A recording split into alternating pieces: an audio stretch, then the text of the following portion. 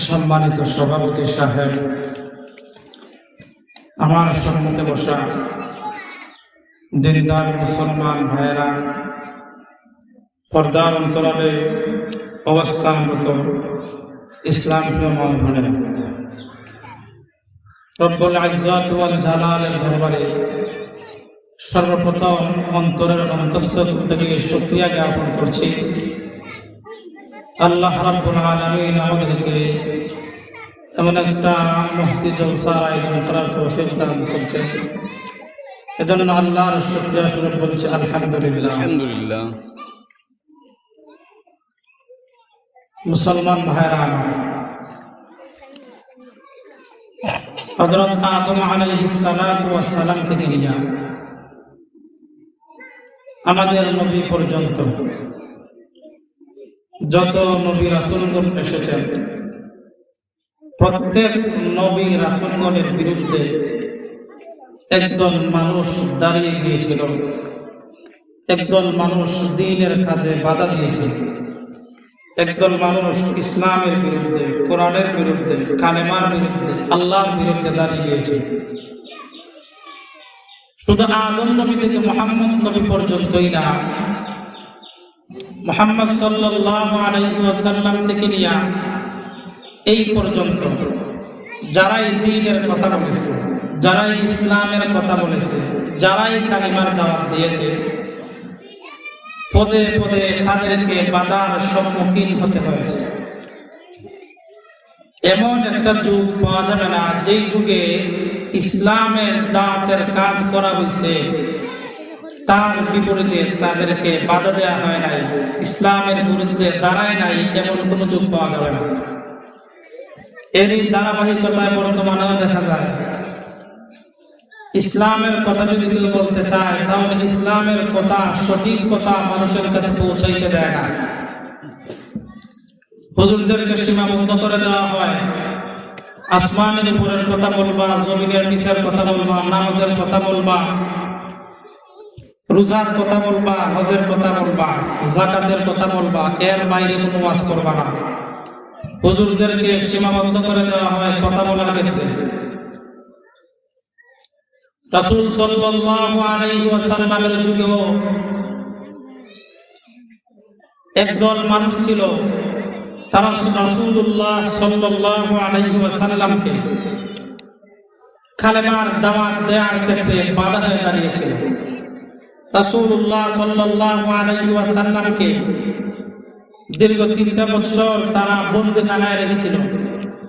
বর্তমান জামানায় শুধু আলেমদেরকে জেলে বন্দী করে রাখা হয় না, রাসূলের যুগেও রাসূল সাল্লাল্লাহু আলাইহি ওয়াসাল্লাম ওনার পরিবার পরিজনকে নিয়ে, সাহাবায়ে কেরামদেরকে নিয়ে জেলের মধ্যে 3টা বছর বন্দী ছিলেন।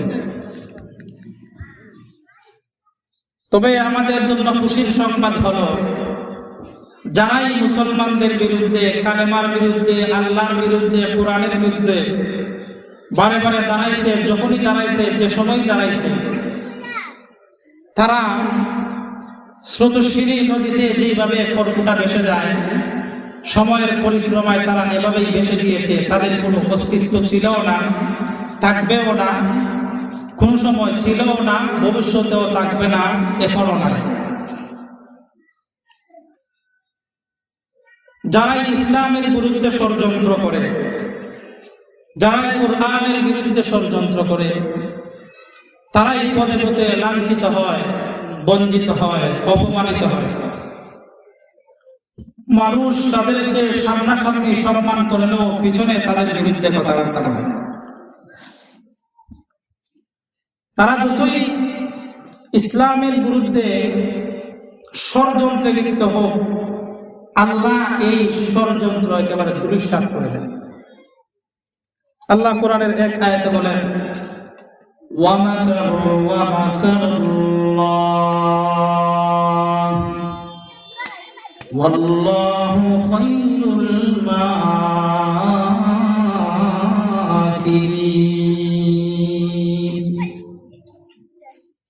মুসলমান বান্দা, আল্লাহ পাক রব্বুল আলামিন বলেন, ওয়া মাকারু ওয়া মাকারুল্লাহ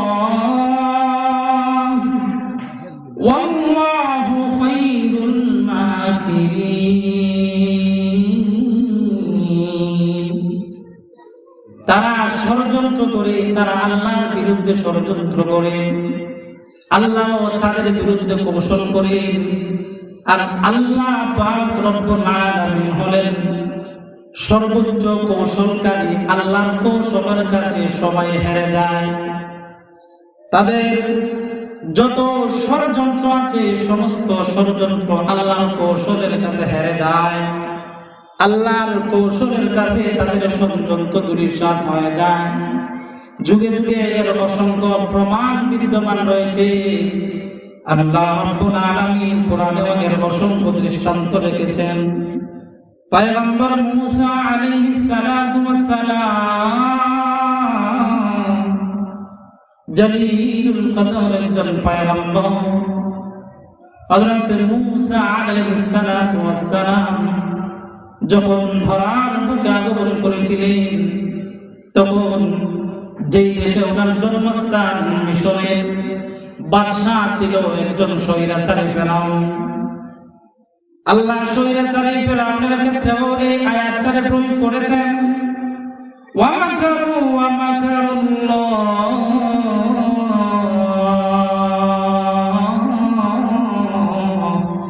ওয়াল্লাহু খায়রুল মাকিরিন। তারা আল্লাহর বিরুদ্ধে ষড়যন্ত্র করে আর আল্লাহ রাব্বুল আলামিন তার বিরুদ্ধে কৌশল করেন। আল্লাহ হলেন সবচেয়ে বড় কৌশলকারী। মুসা আলাইহিস সালাতু ওয়াস সালাম তখন দুনিয়াতে আসেন নাই, দুনিয়াতে আগমন করেন নাই। ফেরাউনের দলে এক ব্যক্তি দেখলো, কিংবা ফেরাউন স্বপ্নে দেখলো একজন ব্যক্তি তার দেশে জন্মগ্রহণ করেছে। এমন একটা স্বপ্ন দেখছে যে স্বপ্নের ব্যাখ্যা হলো মিশরে এমন একজন মানুষ, এমন একজন মহামানবের আগমন ঘটবে, যেই মহামানবের আগমনের পর থেকে নিয়ে ফেরাউনের যেই রাজত্ব আছে এই রাজত্বে ধ্বংস নেমে আসবে। তার মসনদ নড়ে চড়ে পড়বে, ফেরাউনের মসনদ ঠিকানো দায় হয়ে যাবে। ফেরাউন তার এই স্বপ্নের কথা তার মন্ত্রী পরিষদ যখন ব্যক্ত করলো, তার মন্ত্রী পরিষদের পক্ষ থেকে বলা হলো এমন একজন মহামানব ধরা লোকে আগমন করবে, যেই মহামানব, যেই সন্তান, যেই শিশু বাচ্চা তুমি ফেরাউনের মসনদ কাঁপা দিবে, তুমি ফেরাউনের মসনদ ধ্বংস করে ফেলবে, সতর্ক থাকতে হবে। ফেরাউন তার রাজত্বে হুকুম জারি করে দিল, আজকের পর থেকে নিয়ে এই মিশরে কোনো সন্তান জন্মগ্রহণ করতে পারবে না। যেই মাত্র সন্তান জন্মগ্রহণ করবে তাকে হত্যা করে ফেলা হবে, নাউজুবিল্লাহ। এইভাবে তার কাজ চলমান থাকলো। আল্লাহ রাব্বুল আলামিনের বিরুদ্ধে এসে চক্রান্ত করতেছে, কিন্তু আল্লাহ তাআলা যে সর্বোচ্চ কৌশলকারী সেটা তো সে জানে না। আল্লাহ রাব্বুল আলামিন তাকে চক্রান্ত করার সুযোগ দিয়ে দিলেন, তুমি চক্রান্ত করতে থাকো, দেখা যাক তুমি কি পর্যন্ত যেতে পারো। আল্লাহ রাব্বুল আলামিন তো সর্বোচ্চ কৌশলকারী, পরবর্তীতে আল্লাহ কৌশলটা কাজে লাগাবেন। এদিকে ফেরাউন এই আইন জারি করে দিয়েছে, অপরদিকে মুসা আলাইহিস সালাতু ওয়াস সালাম ওনার মায়ের গর্ভে চলে এসেছেন, ভূমিষ্ঠ হয়ে গেছেন। আল্লাহ রাব্বুল আলামিন মুসা আলাইহিস সালাতু ওয়াস সালামের মায়ের কাছে সংবাদ পাঠালেন। সূরা কাসাসে আল্লাহ তাআলা বর্ণনা করেন, ওয়া আওহাইনা ইলা উম্মি মুসা আন আরজি'i فإذا خفت عليه فألقيه في اليم ولا تخافي ولا تحزني إنا رادوه إليك وجاعلوه من المرسلين. আল্লাহ পাক রব্বুল আলামিন মুসা আলাইহিস সালাতু ওয়াস সালামের মায়ের কাছে সংবাদ পাঠিয়ে দিলেন, ও মুসার মা শোনো, فإذا خفت عليه فألقيه في اليم ولا تخافي ولا تحزني. ও শিশু মুসার মা শোনো, তুমি যখন ভয় করবা তোমার মুসাকে নিয়া, তোমার শিশুপুত্র মুসার সম্পর্কে তোমাকে যখন ভয় আঁকড়ে ধরবে, এমন সময় একটা কাজ করবা, একটা সিন্ধুকে তোমার শিশু সন্তান মুসাকে প্রবেশ করাইবা, একটা সিন্ধুকে তোমার সন্তান মুসাকে ভরবা, এই সিন্ধুকটা তুমি নদীতে ভাসায় দিবা। ফাইদা কিফতা আলাইহি ফালকিহি ফিল ইয়াম, তুমি এই সিন্ধুকটা নদীতে ভাসায় দিবা, নদীতে নিক্ষেপ করবা। এইটুকু বলার পর মুসা আলাইহিস সালাতু ওয়াস সালামের মায়ে ভয় জেগে ধরলো, আতঙ্ক ছড়িয়ে গেল। হায় রে, যেখানে বাঘের ভয় সেখানে তোরা ভয়। আমি আমার মুসাকে আমার বুকে জড়ায় রাখতে চাইতেছি, আমি আমার সন্তান মুসাকে আমার বুকের মালিককে আমার কাছে রাখতে চাইতেছি।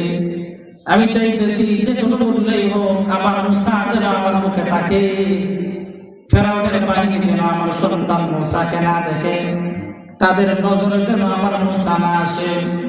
কিন্তু আল্লাহ এটা করলেন কি? আল্লাহ তো আদেশ দিয়ে দিলেন, তুমি যখন ফেরাউনের বাহিনী সম্পর্কে ভয় করবা, এমন সময় একটা সিন্ধুকে ভরে তোমার সন্তান মুসাকে নীল নদের মধ্যে ফেলে দিবা। মুসা আলাইহিস সালাতু ওয়াস সালামের না ভয় পেয়ে গেলেন, এই ভয় তো কাটতেছে না। আল্লাহ পরবর্তীতে এই আয়াতের পরবর্তী অংশে জানায় দেন, وأوحينا إلى أم موسى أن ارضعيه فإذا خفت عليه فألقيه في اليم ولا تخافي ولا تحزني। আল্লাহ বলেন, ও মুসলমা, ওয়ালা তাখাফি ওয়ালা তাহজানি, তুমি ভয় করবা না, তুমি চিন্তা করবা না, তুমি আতঙ্কিত হয় না, তুমি ভয় পায় না। তোমার জন্য আমি সুসংবাদ দিয়ে দিচ্ছি। কি সুসংবাদ? আল্লাহ এই আয়াতের পরবর্তীতে বলেন, ইন্না রাদুহু ইলাইকি ওয়া জাইলুহু মিনাল মুরসালিন। আল্লাহ মুসা আলাইহিস সালাতু ওয়াস সালামের মাকে সুসংবাদ জানায় দেন, ও মুসলমান, তুমি তোমার সন্তান মুসাকে নদীতে ভাসায় দিবা, সিন্ধুকে বইরা। তুমি মা হিসেবে তোমার মনে চিন্তা থাকবে, টেনশন থাকবে, ভয় তোমাকে জেগে ধরবে, কিন্তু ভয়ের কোনো কারণ নাই, টেনশনের কারণ নাই। ভয় করবা না, চিন্তা করবা না, পেরেশান হইবা না। তোমার সন্তান মুসাকে পরবর্তীতে আমি তোমার কুলে ফিরিয়ে দিব। আর আরেকটা সুসংবাদ হলো, আমি তোমার সন্তান মুসাকে নবীদের কাতারে গণ্য করে নিব। তোমার সন্তান মুসাকে আমি নবী হিসেবে মনোনীত করলাম। ওইদিকে ফেরাউন ষড়যন্ত্র করতেছে, মিশরে যত সন্তান জন্মগ্রহণ করবে, যত শিশু জন্মগ্রহণ করবে, তাদেরকে হত্যা করে ফেলবে, তাদেরকে এই পৃথিবীর আলোর বাতাস দেখার জন্য সে সুযোগ দেবে না। আর এইদিকে আল্লাহ তাআলা কৌশল করতেছেন, মুসার মাকে বলতেছেন, তুমি টেনশন করবা না, চিন্তা করবা না, তোমার সন্তান মুসাকে তোমার কুলে ফিরিয়ে দিব। শুধু ফিরিয়ে দিব তা না, আর একটা সুসংবাদ হলো, তোমার সন্তান মুসাকে আমি নবী হিসেবে মনোনীত করলাম।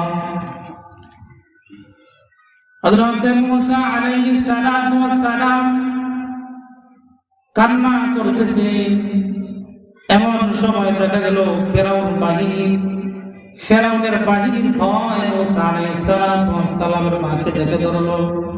আল্লাহ তাআলার কথা অনুযায়ী মুসা আলাইহিস সালাতু ওয়াস সালামের মা একটা সিন্ধুকে ভরে পয়গম্বর মুসা আলাইহিস সালাতু ওয়াস সালামকে নদীতে ভাসায় দিয়েছে। ও মুসলমান ইমানদার, এবার চিন্তা করেন, মায়ের কলিজা, মায়ের মন সন্তানের জন্য কত ভালোবাসা, কত আদর, কত যত্ন। মাত্র ভূমিষ্ঠ হয়েছে কিছুক্ষণ হলো, এমন বুকের মালিককে মা সিন্ধুকে ভরে ভাসায় দিয়েছে।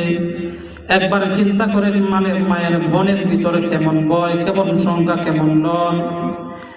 কিন্তু এত ডর ভয় থাকার পরেও মুসা আলাইহিস সালাতু ওয়াস সালামের মা কমতি তখন নাই। আতঙ্কিত না হওয়ার কারণ হলো আল্লাহ তাআলা পরবর্তীতে দুইটা সংবাদ জানায় দিয়েছেন। এই দুই সংবাদের কারণে মূসা আলাইহিস সালাতু ওয়াস সালামের মায়ের সংখ্যা কেটে গেছে। মূসা আলাইহিস সালাতু ওয়াস সালামের মা শিশু মূসাকে নদীতে ভাসায় দিয়েছে। আর মূসা আলাইহিস সালাতু ওয়াস সালামের বোনকে বলতেছে, যাও তুমি খেয়াল রাখো এই সিন্ধুকটা কোথায় যায়, কোন দিকে যায়, এই সিন্ধুকে কারো নজর পড়ে কিনা। কথা আছে যেখানে ভয় সেখানে রাত্রি হয়। দেখা গেল যেখানে ফেরাউনের বাসা, যেই জায়গায় ফেরাউনের বাড়ি, যেই জায়গায় ফেরাউনের কাতলা, ওই জায়গায় গিয়া মূসার সিন্ধুকটা টেকছে। এমন সময় দেখা গেছে একজন মহিলা নদীতে আসছে, আয়েশা দেখতেছে সুন্দর একটা বাস্ক দেখা যায়, সিন্ধুক দেখা যায়। ফেরাউনের বিবি আসিয়াকে ডাক দিয়ে আনছে, আসিয়া ওই বাস্কটা খুলছে, খইলা দেখে এমন সুন্দর ফুটফুটে একটা সন্তান। ফেরাউনের বিবি আসিয়ার চক্ষুটা শীতল হয়ে গেল, হৃদয়ে আশা জাগলো, এই ছোট্ট শিশুকে নিয়ে আমলের মধ্যে আনন্দ ফেলতে লাগলো। একথা আমাদের জানা থাকার কথা, যে যুগে যিনি নবী হন, যিনি পয়গম্বর হন, রূপে গুণে সব দিক থেকে বুদ্ধিমত্তায় সর্বোচ্চ শিখরে থাকেন, যেই উম্মতের জন্য যিনি নবী, ওই উম্মতের মধ্যে সবচেয়ে সুন্দর হন সেই নবী, সবচেয়ে বেশি বুদ্ধির অধিকারী হন সেই নবী, সবচেয়ে সুচরিত্রের উন্নত চরিত্রের অধিকারী হন সেই নবী। মিশরে ওই ফেরাউনের জামানায় যেহেতু হযরত মূসা ছিলেন ওই জামানার নবী, সুতরাং উনি ছিলেন সবচেয়ে সুন্দর। ফেরাউনের বিবি আসিয়া যখন এই ফুটফুটে শিশু সন্তানটাকে দেখছে, দেখার সাথে সাথে বিবি আসিয়ার চক্ষু শীতল হয়ে গেছে। সে শিশু বাচ্চাটাকে খুলে নিল, খুলে নিয়ে আবার চলে গেছে। ফেরাউন বলতেছে, আরে তুমি কি করতেছো? আরে তুমি একটা করলা কি? আমি তো আমার রাজত্বে যত শিশু জন্ম গ্রহণ করতেছে তাদের সবাইকে আমি হত্যা করতেছি, তাদের সবাইকে পৃথিবীর আলো বাতাস দেখার সুযোগ আমি দেই নাই, দিতেছি না। আল্লাহ কোরআনের ভাষায় বলতেছেন, فَالْتَقَطَهُ آلُ فِرْعَوْنَ لِيَكُونَ لَهُمْ عَدُوًّا وَحَزَنًا إِنَّ فِرْعَوْنَ وَهَامَانَ وَجُنُودَهُمَا كَانُوا خَاطِئِينَ وَقَالَتِ امْرَأَتُ فِرْعَوْنَ قُرَّةُ عَيْنٍ لِّي وَلَكَ لا تقتلوه عسى أن ينفعنا أو نتخذه ولدا وهم لا يشعرون وأصبح فؤاد أم موسى فارغا إن كادت لتبدي به لولا أن ربطنا على قلبها لتكون من المؤمنين وقالت لأخته قصيه فبصرت به عن جنب وهم لا يشعرون وحرمنا عليه المراضع من قبل فقالت هل أدلكم على أهل بيت يكفلونه لكم وهم له নাসিহুন। আল্লাহ কোরআনের ভাষায় বলেন, ফেরাউন মানতেছে না, তবু আসিয়া মানায় নিয়েছে। এবার কিছুক্ষণ পরে দেখা গেল এই শিশুটা কান্না করতেছে, খাবার খাবে, এই শিশু দুধ পান করবে, এই জন্য কান্না করতেছে। যত মহিলা ছিল, তাদের যত মহিলা ছিল, তারা সবাই এই শিশুর কাছে শিশুকে তুলে নিচ্ছে, আদর যত্ন করতেছে, চুমো খাইতেছে। এত সুন্দর ফুটফুটে সন্তান, এত সুন্দর ফুটফুটে শিশু, যেই দেখে তারই চক্ষু শীতল হয়ে যায়, সেই এই শয়তান সন্তানটাকে তুলে নিতে চায়। যেই তুলে নেয় তার আত্মাটা জড়ায় যায়। কারণ তখন পর্যন্ত মিশরের নারীরা এর মতো সুন্দর আর কোন শিশু সন্তান দেখে নাই। এবার দেখা গেল অনেক সমস্যা। এই শিশু তো কোনো মহিলার দুধ পান করে না, এই শিশু কোনো মহিলার স্তনে মুখ লাগায় না। মূসা আলাইহিস সালাতু ওয়াস সালামের মা তার বোনকে ফেরাউনের বাড়িতে পাঠাইতেছে, যাও দেখে আসো কি অবস্থা। শিশু মূসার বোন চলে আসছে ফেরাউনের বাড়িতে, দূর থেকে তাকায় তাকায় দেখতেছে একটা শিশুকে নিয়ে সবাই খেল তামাশা করতেছে, সবাই হাসতেছে, খেলতেছে, চড়তেছে, কুলে নিতেছে, চুমু খাইতেছে। কিন্তু যেই মহিলা যিনি এই শিশুকে দুধ পান করাইতে চায়, এই শিশু কারো দুধ পান করে না, কারো স্তনে মুখ লাগায় না। এবার এই সমস্যার সমাধান কেমন করে হবে? শিশু মূসার বোন তো আসল কাহিনী জানা আছে, তাদেরকে বলতেছে আমার কাছে এমন একজন মহিলা আছে, এমন একজন মহিলার সন্তান আছে আমার কাছে, যদি ওই মহিলাকে নিয়ে আসা হয় তাহলে ওই মহিলার দুধ এই শিশু বাচ্চাটা পান করবে বলে আমার বিশ্বাস। মূসার বোন তার নিজের বাড়ির ঠিকানা দিয়ে দিল। ফেরাউনের বাহিনী তার বাড়িতে গেল, মূসা পয়গম্বরের মাকে সাথে করে নিয়ে আসলো। শিশু মূসার মা পেরেশান ছিলেন, হয়রান ছিলেন, কারণ সন্তানের জন্য মায়ের বুকে বড় মায়া, মায়ের অন্তরে বড় মায়া, বড় মহব্বত। সন্তানের যদি সামান্য একটু ক্ষতি হয়ে যায় মা পেরেশান হয়ে যায়, সন্তানের সামান্য অসুখ যদি হয়, যদি একটু অসুস্থতা জেঁকে ধরে, তাহলে মায়ের মন একেবারে পেরেশান হয়ে যায়, চিন্তিত হয়ে যায়, হায় রে আমার বুকের মালিকের কিছু হয়ে যায় কিনা। শিশু মূসার মা ফেরাউনের বাড়িতে আসলেন। ফেরাউনের বাড়িতে আইসা শিশু মূসাকে তুলে নিলেন। খুলে নিয়া পয়গম্বর মূসা, তখন তো শিশু বাচ্চা, মূসাকে খুলে নিয়া দুধ পান করাইলেন। পয়গম্বর মূসাও তখন মায়ের দুধ পান করলেন। এইটা আল্লাহ তাআলা বলেছেন, ওয়া মাকারু ওয়া মাকারুল্লাহ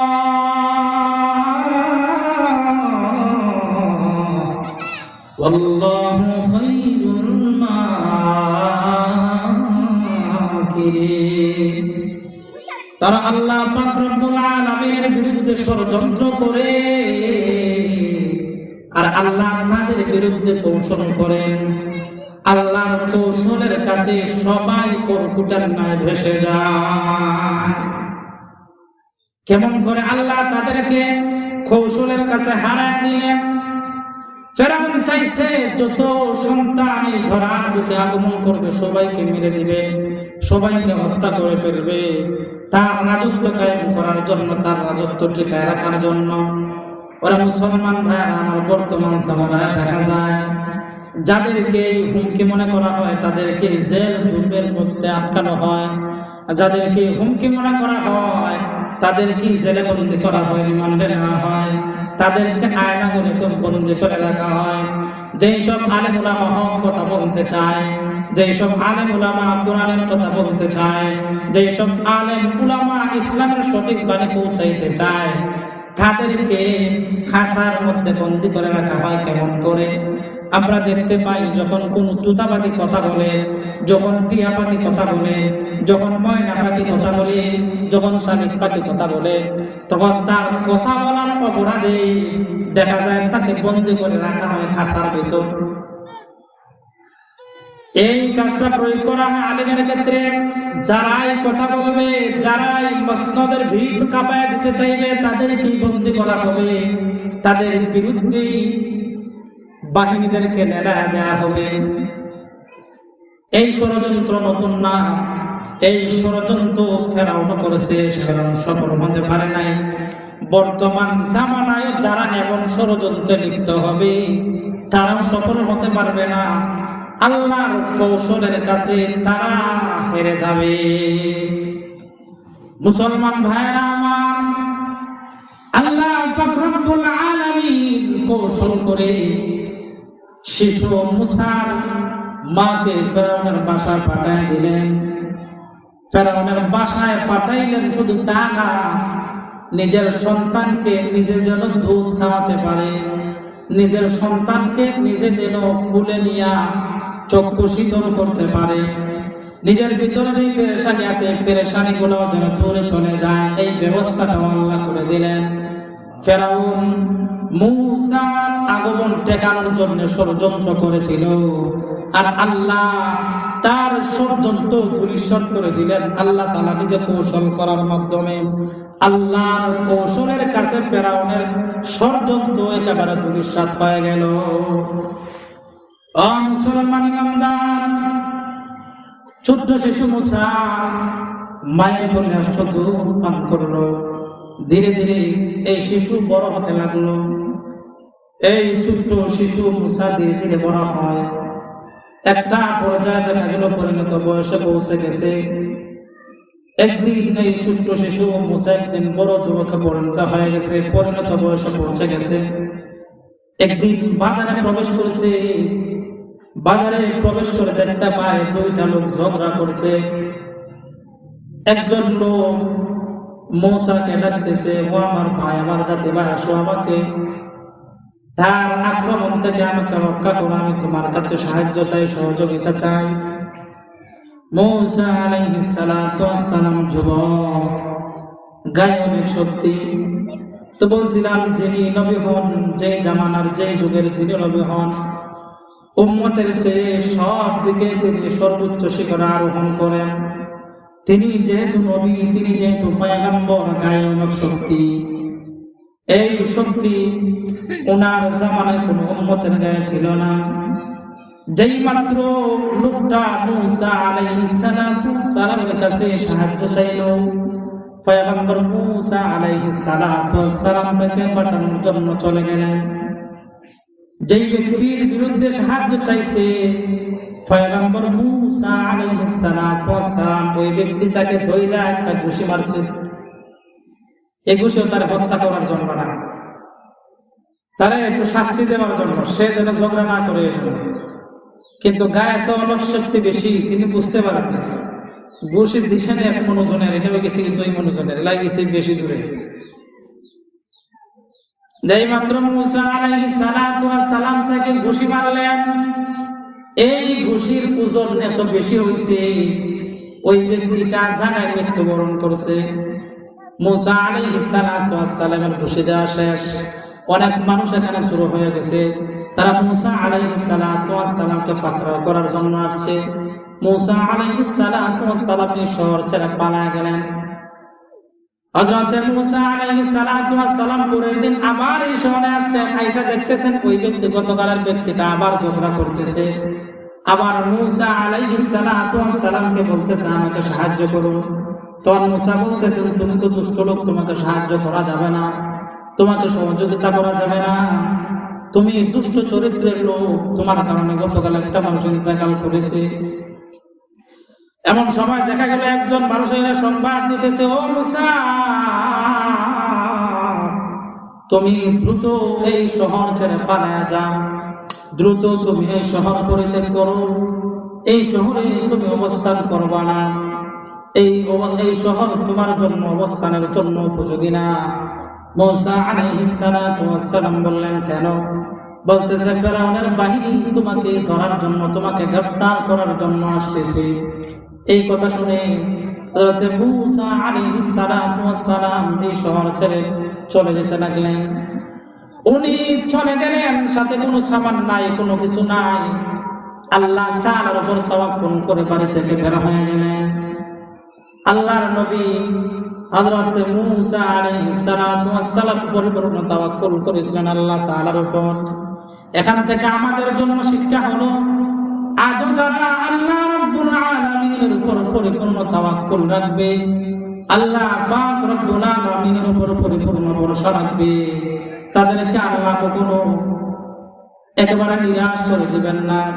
যারা আল্লাহ তাআলার উপর ভরসা রাখবে, ভরসা রেখে চলবে, তাদেরকে আল্লাহ নিরাশ করবেন না, তাদেরকে আল্লাহ তাআলা একটা রাস্তা খুলে দিবেন। হযরত মূসা আলাইহিস সালাতু ওয়াস সালাম চলে গেলেন শহর ছেড়ে। এই শহরে উনি আর থাকলেন না। চলতে চলতে উনি চলে গেলেন মাদিয়ান শহরে। যেই